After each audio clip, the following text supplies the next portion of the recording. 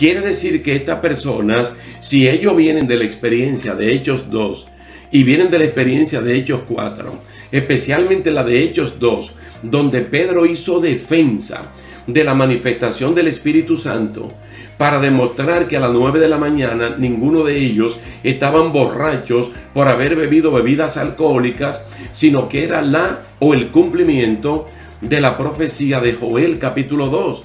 Entonces ellos...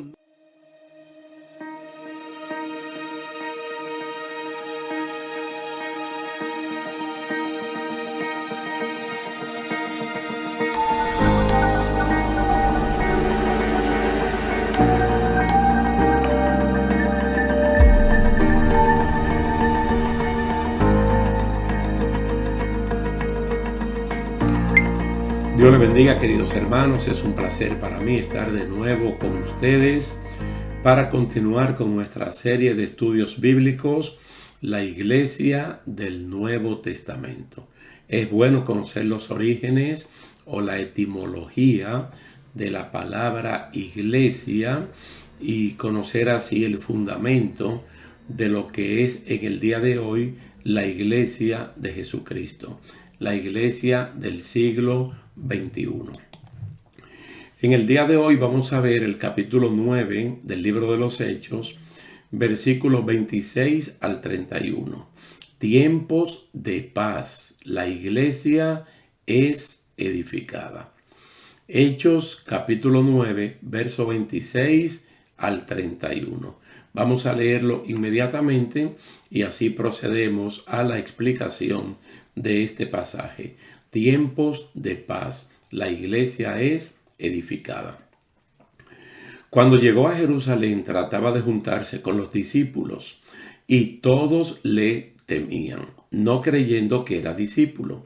Pero Bernabé lo tomó y lo presentó a los apóstoles y les contó cómo Saulo había visto al Señor en el camino y que él le había hablado y cómo en Damasco había hablado con valor en el nombre de Jesús. Y estaba con ellos moviéndose libremente en Jerusalén, hablando con valor en el nombre del Señor. También hablaba y discutía con los judíos helenistas, mas estos intentaban matarlo. Pero cuando los hermanos lo supieron, lo llevaron a Cesarea y de allí lo enviaron a Tarso.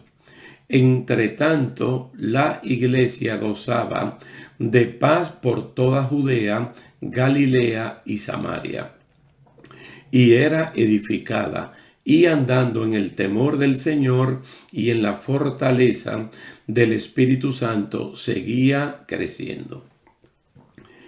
Estos últimos versículos, el 30 y el 31, yo creo que son claves para cada uno de nosotros, viéndonos como iglesia, como familia o como individuo.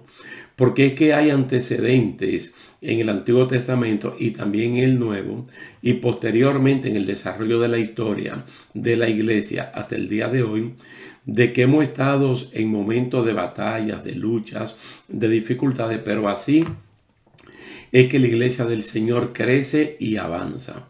Entonces aquí se está hablando de Pablo, que todavía en este momento se llama Saulo, que anteriormente era una persona que anteriormente respiraba odio y muerte contra los cristianos, que en ese momento se llamaban los del camino y los del nombre.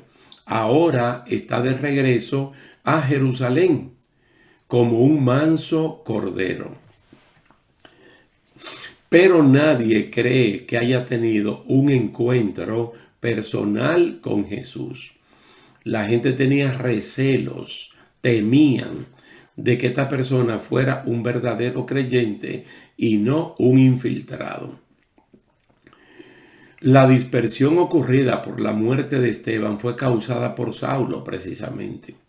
Y no contento con esto, pidió cartas a los sacerdotes para perseguir a los cristianos hasta en ciudades extranjeras, cosa que él mismo lo testifica 3 veces ante el pueblo. En Hechos capítulo 22, ante el gobernador Félix, en Hechos capítulo 24 y ante el rey Agripa en Hechos capítulo 26. Es decir, no es que uno se esté inventando algo, sino que el mismo Pablo, porque estas cosas fueron en secreto, que se hicieron entre él y los sacerdotes, en Hechos capítulo 22, él está diciendo, y en ese momento él puede señalar al sacerdote presente y decirle que confirme la veracidad de lo que él está diciendo.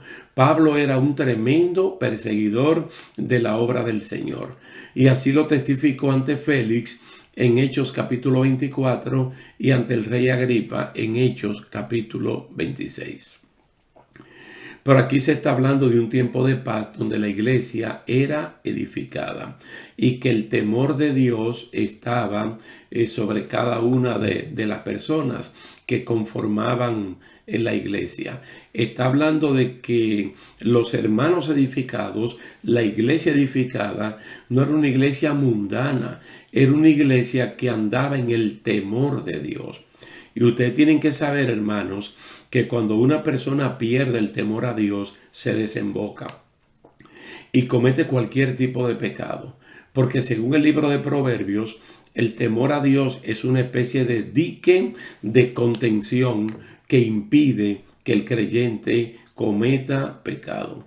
Y podemos recordar rápidamente el caso de José en Egipto, cuando la esposa de Potifar, ese capitán de la guardia imperial de Faraón, estaba provocando a José para que tuvieran relaciones sexuales, siendo ella una mujer casada. Entonces ya en su última estrategia de esta mujer, José tuvo que decir que él era un hombre que respetaba y que era un hombre que temía a Dios.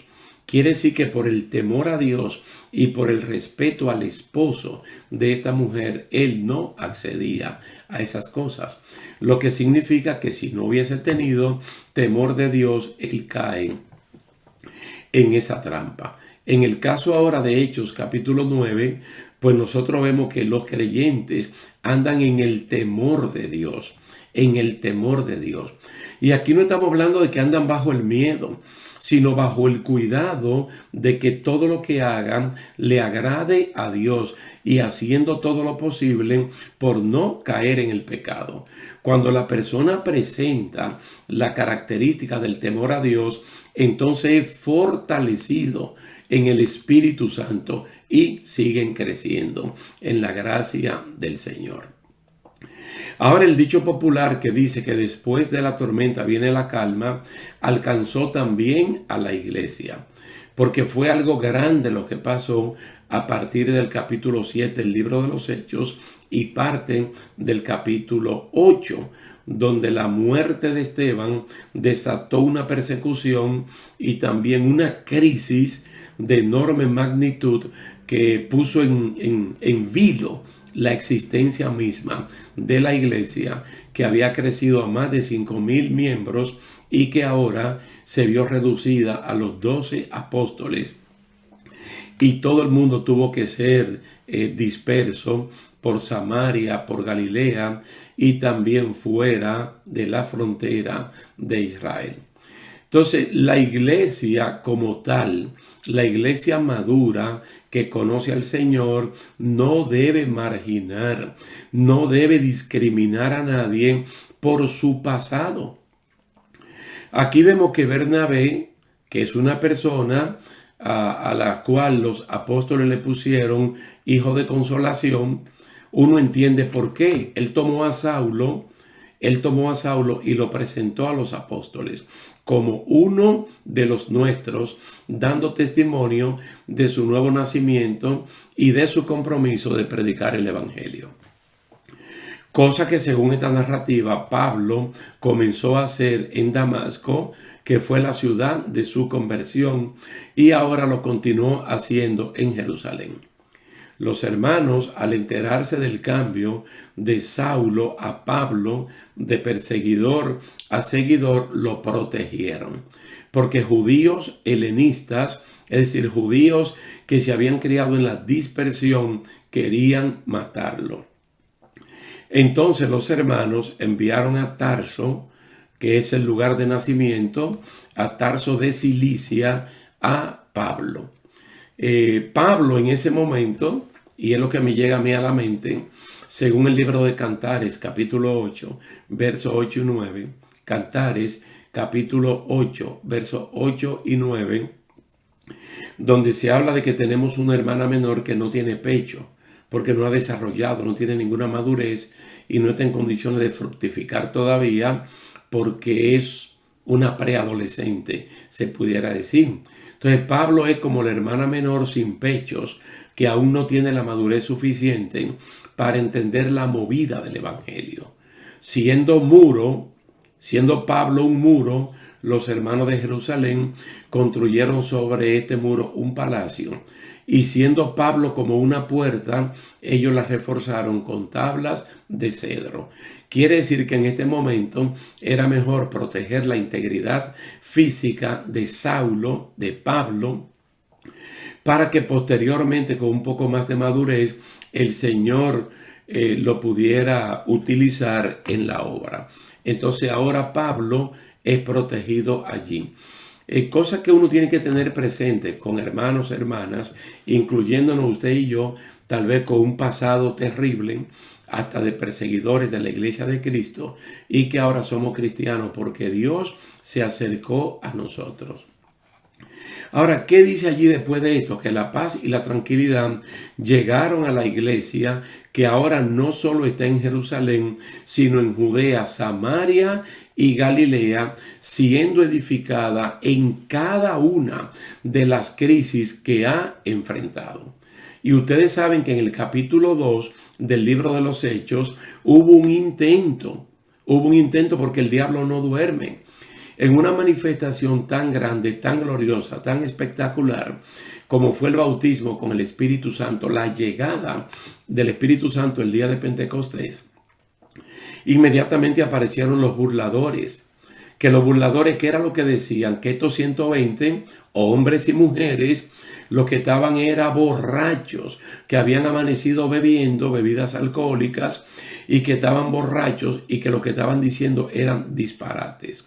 Entonces Pedro, utilizando la espada del Espíritu, que es la palabra de Dios, se sostuvo en Joel capítulo 2 y expresó que era el cumplimiento de la promesa de Dios antiguo testamentaria y de la promesa de Cristo en el Nuevo Testamento, que él dijo que convenía que él se fuera, porque si él se iba, él iba a rogar al Padre para enviar al otro Consolador, que es Jesucristo.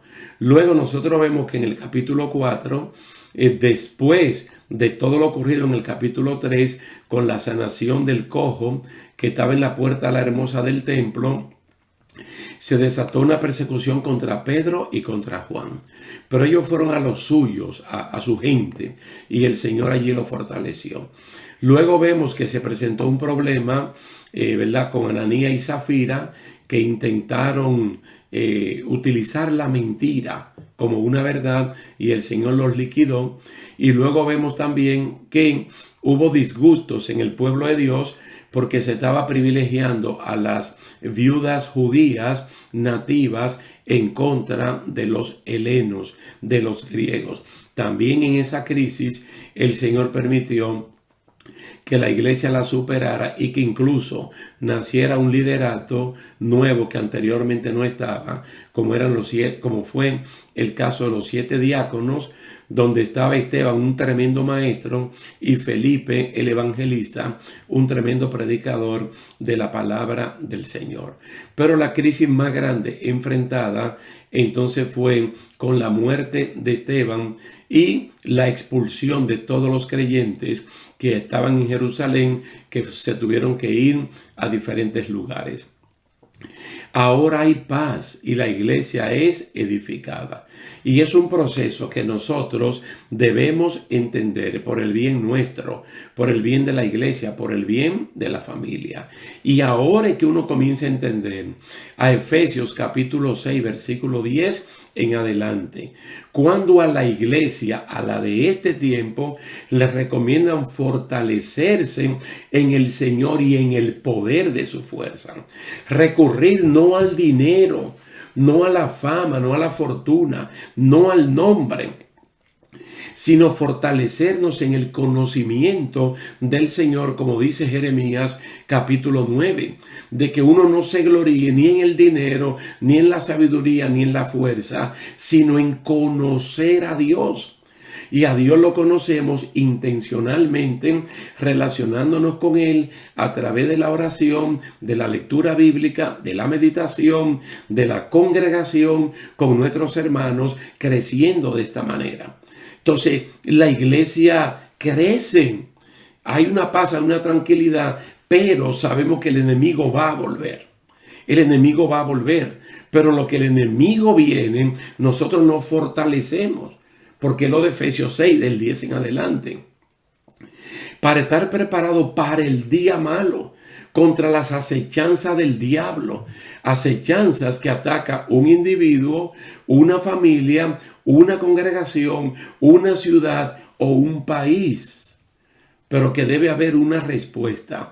Y es interesante porque está hablando de una paz en Jerusalén, en Judea, que es la provincia donde está Jerusalén, en Samaria y en Galilea, y también fuera de la frontera de Israel.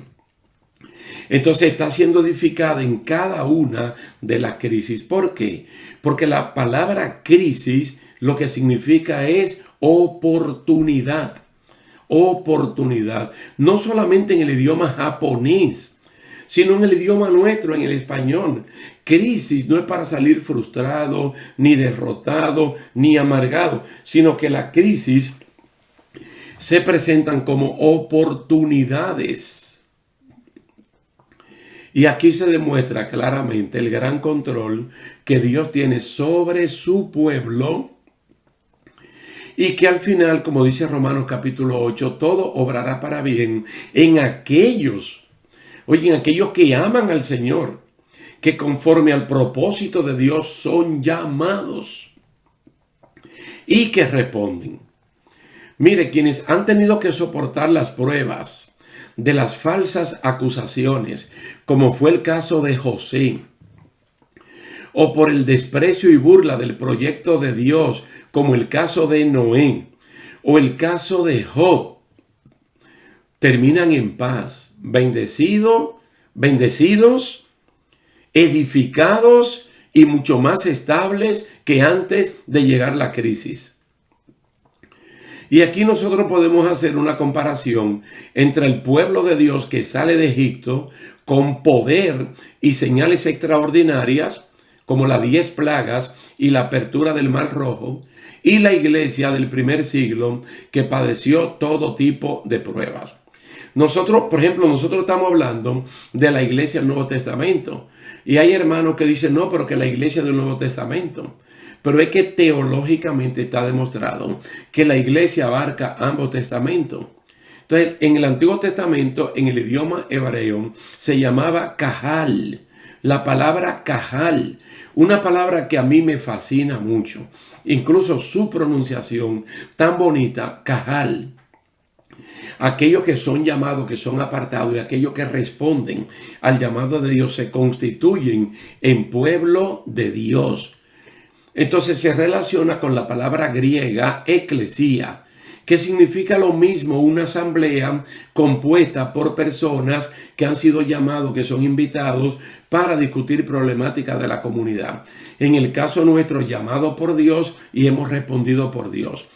A Dios. Entonces vemos cosas muy en común, que incluso el libro de Hebreos en el Nuevo Testamento, que es una carta cuyos primeros destinatarios son creyentes de trasfondo judío, de trasfondo hebreo.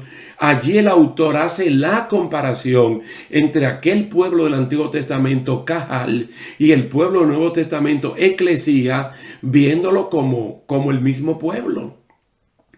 O el apóstol Pablo en la carta circular, para que sea leída en todas las iglesias de Asia Menor, mandada primeramente a Éfeso, a los Efesios, él dice que de 2 pueblos el Señor hizo uno, refiriéndose a la iglesia del Nuevo Testamento. Pero aquellos en su Kahal, ellos tuvieron que pasar un desierto, por ejemplo, un desierto crítico, que le llaman un espantoso y grande desierto tremendo.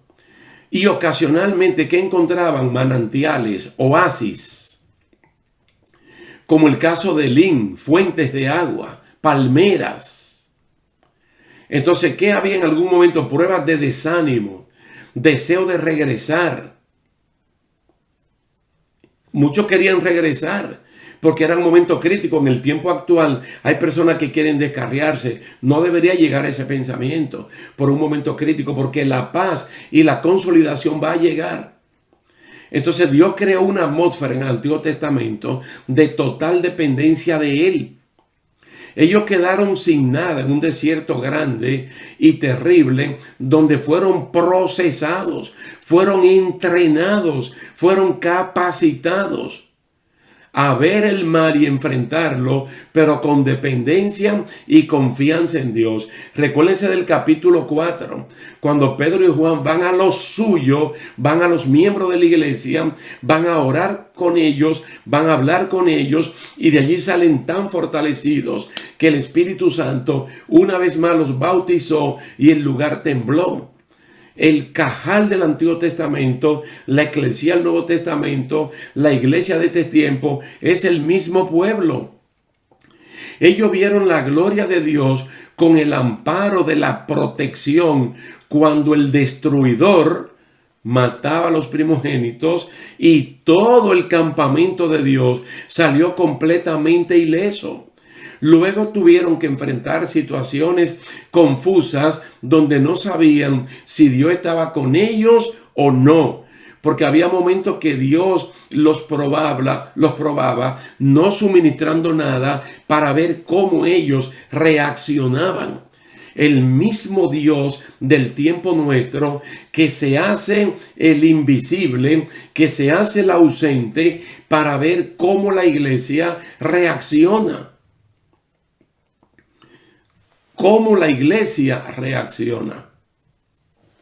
Entonces, cuando hacemos la comparación con esta eclesía, con la iglesia de ahora, nosotros nos damos cuenta que vamos en lo mismo. No es que vamos subiendo y bajando, no.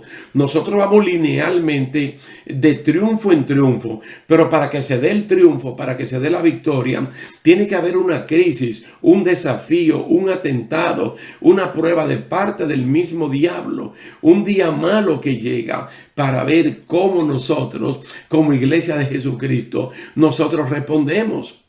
Entonces, noten que Pablo, llamado Saulo, originalmente es un instrumento del enemigo de la justicia, como lo fue Amán, allá en Persia, en ese reinado de los iraníes, donde estaba la reina Esther, donde estaba Mardoqueo y Asuero. Había un instrumento del diablo llamado Amán. Pero había un hombre bueno de parte de Dios llamado Mardoqueo. Ahora, aquí en este capítulo 8 y 9 de Hechos, Saulo es un instrumento de Satanás. Que a veces yo digo en forma chistosa que Pablo no respiraba oxígeno como respiramos nosotros, sino que respiraba odio y deseo de muerte hacia los cristianos, que en ese momento eran llamados los del nombre y los del camino. Pero ese Saulo ahora está convertido y ahora lo mandan a Tarso de Cilicia. ¿Y qué dice entonces la palabra del Señor? Que había paz, que la iglesia, y no está hablando en plural, porque nosotros sabemos en los capítulos donde le toca al apóstol Pedro andar por todo el país de Israel, a Lida, a Jope, a Cesarea, que el pueblo gozaba de paz, pero hablaba de iglesias, una congregación aquí, otra allí, otra acá. Ahora está hablando en singular, pero un singular de seguro pluralizado. Con todas las iglesias locales, la iglesia gozaba de paz por toda Judea, por toda Galilea y por toda Samaria. Quiere decir que en todo el país de Israel, las congregaciones que estaban plantadas en este momento están disfrutando de paz. La iglesia está siendo edificada. Pero noten bien, hermanos, cómo es que la iglesia del Señor es edificada. Y yo lo dije al principio y lo recalco ahora, al final, edificada andando en el temor del Señor. Tú sabes que los cristianos de ahora parece que muchos han perdido el temor de Dios. Y por eso es que estamos viendo escándalos y estamos viendo pecados que anteriormente no se veían dentro de la grey de Dios. Y le estamos dando razón al diablo y al impío para blasfemar el nombre del Señor, porque muchos cristianos no están andando en el temor de Dios.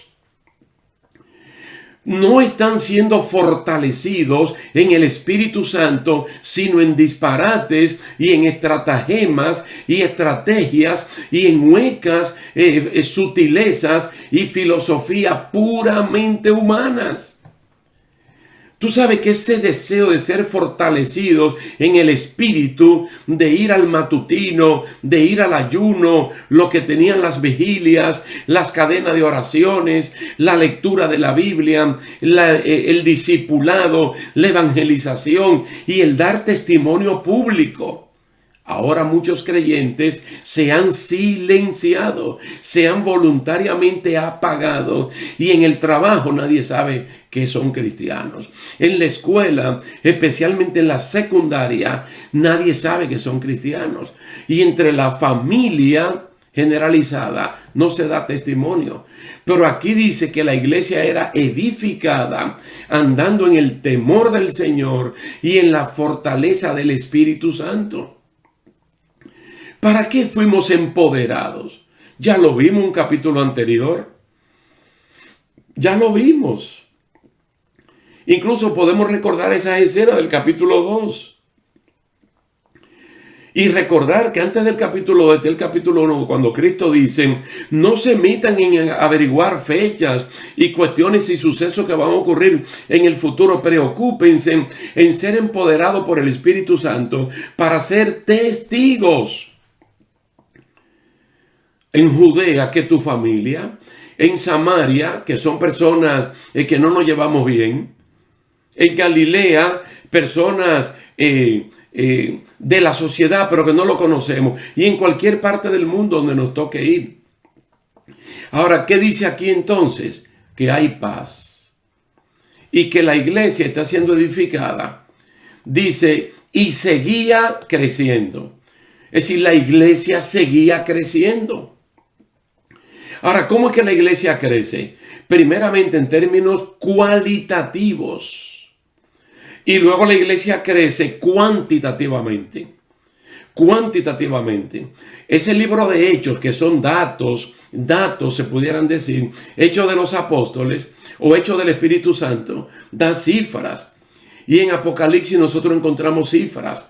Pero luego encontramos cifras que no se pueden decir tanto, sino que son tantos que se dejan abiertos, innumerables. Hay un número, pero que uno no lo puede contar. Entonces eso pasa como individuo, como familia y como iglesia. Por eso te digo, en el momento de tu prueba, del foso de los leones, del horno de fuego, de la cisterna llena de lodo, de lo que sea, tranquilo, tranquila, que el control lo tiene Dios.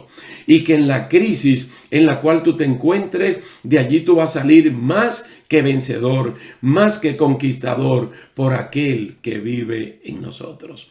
Amén, hermanos. Bendito sea el nombre del Señor. Vamos a dejarlo hasta aquí por el día de hoy, dándole las gracias a Dios, a ustedes también por la atención dispensada y esperando verlos en una próxima ocasión. Así que Dios me le bendiga y Dios le guarde.